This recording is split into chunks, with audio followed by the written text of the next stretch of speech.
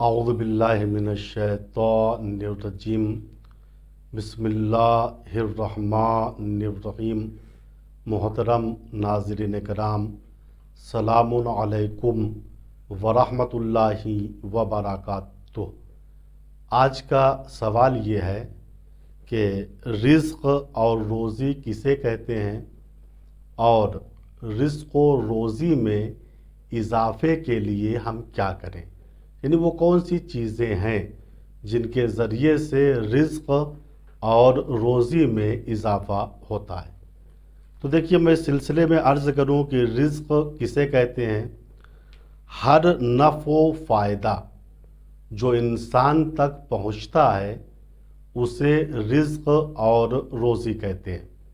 اس بنا پر تمام امتیازات زندگی، خواہ وہ مادی ہوں جیسے روٹی، کپڑا، مکان، عزت، شان و شوکت، یا وہ امتیاز معنوی ہوں جیسے علم، ایمان، تقوی، ان تمام چیزوں کو رزق اور روزی کہتے ہیں۔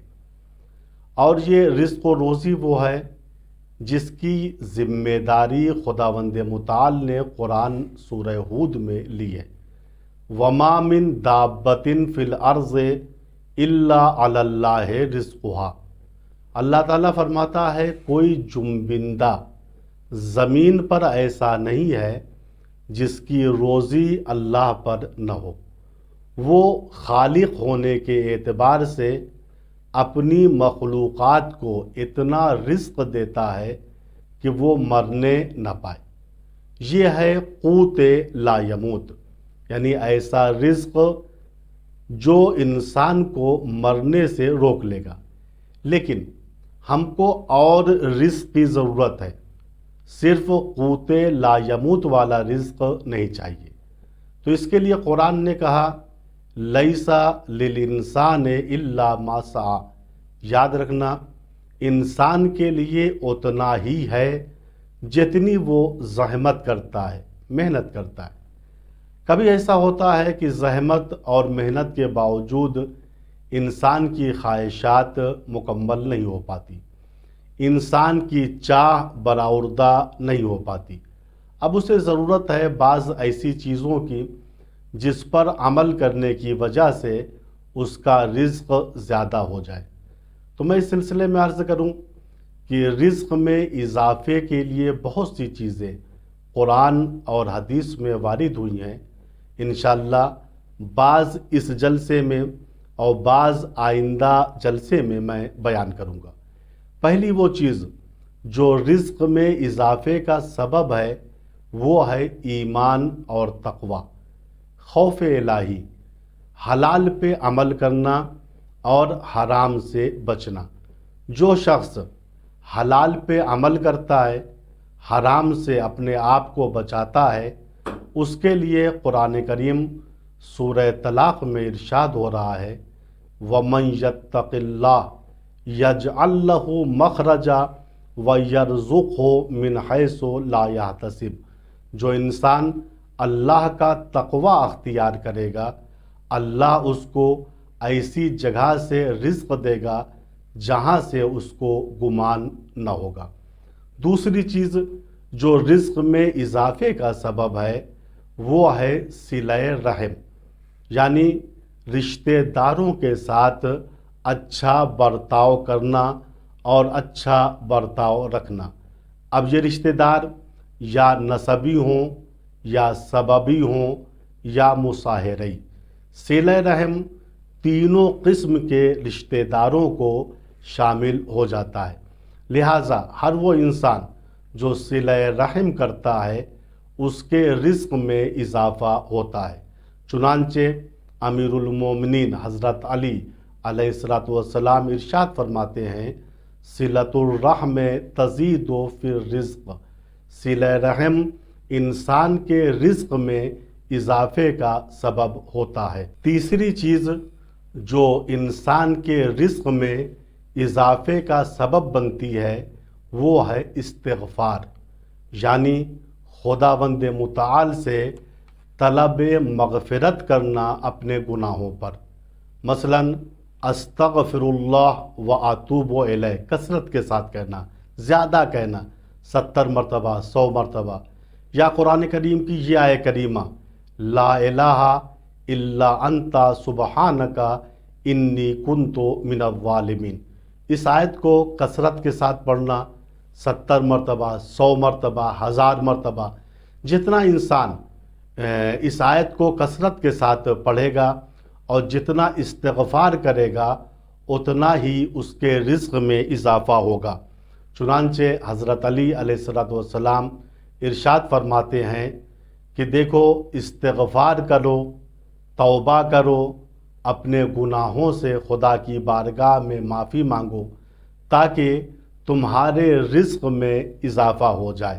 چنانچہ عین روایت اور عین حدیث یہ ہے الاستغفار یزید فی الرزق، استغفار کرنا خدا کی بارگاہ میں انسان کے رزق میں اضافے کا سبب ہوتا ہے، اور یہ استغفار صرف روزی میں اضافے کا سبب نہیں بلکہ انسان کے فقر کو بھی دور کرتا ہے۔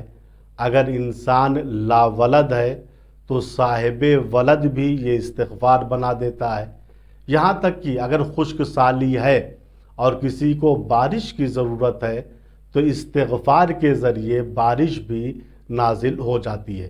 چنانچہ امام حسن علیہ السلام کے پاس ایک شخص آیا، اس نے کہا مولا میں ایک کسان آدمی ہوں، مجھے بارش کی ضرورت ہے اور بہت دیر ہو گئی ہے کہ بارش نہیں ہو رہی ہے، مجھے نقصان ہو رہا ہے۔ امام حسن نے فرمایا جاؤ استغفار کرو۔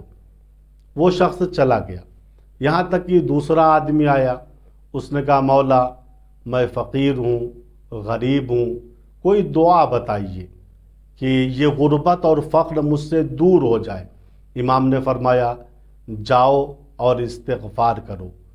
تھوڑی دیر کے بعد تیسرا آدمی آیا، اس نے کہا مولا میرے پاس بہت پراپرٹی ہے، بہت مال و زر ہے، لیکن میں اولاد کی نعمت سے محروم ہوں، مولا میرے لیے دعا کیجئے کہ خدا مجھے صاحب ولد فرما دے، صاحب پسر بنا دے۔ امام نے فرمایا جاؤ استغفار کرو۔ جب یہ تینوں لوگ چلے گئے تو راوی ربی ابن سبی امام کے پاس بیٹھا ہوا تھا، اس نے کہا مولا یہ کیا بات ہے؟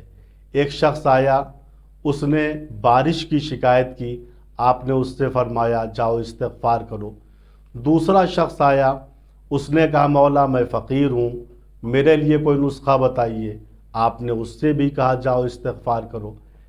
تیسرا شخص آیا، اس نے کہا مولا میں لا ولد ہوں، آپ نے اس سے بھی فرمایا جاؤ استغفار کرو۔ امام نے فرمایا اے راوی میں نے اس چیز کو اپنے دل سے نہیں کہا، بلکہ کیا تم نے سورہ نوح کی اس آیت کو نہیں پڑھا استغفروا ربکم انہ کان غفارا، اپنے پروردگار کی بارگاہ میں استغفار کرو چونکہ وہ بہت بڑا بخشنے والا ہے۔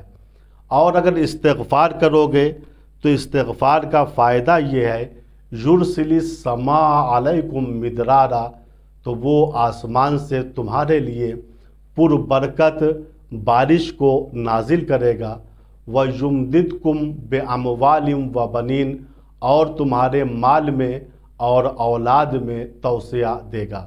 لہٰذا قرآنی نقطہ نظر سے استغفار ایک ایسا نسخہ ہے جو ہر جگہ ہمارے کام آتا ہے، لہٰذا ہم خداوند متعال کی بارگاہ میں دعا کرتے ہیں خدایا ہم سب کی روزیوں میں اضافہ فرما اور استغفار کی توفیق عطا فرما۔ والسلام علیکم ورحمۃ اللہ وبرکاتہ۔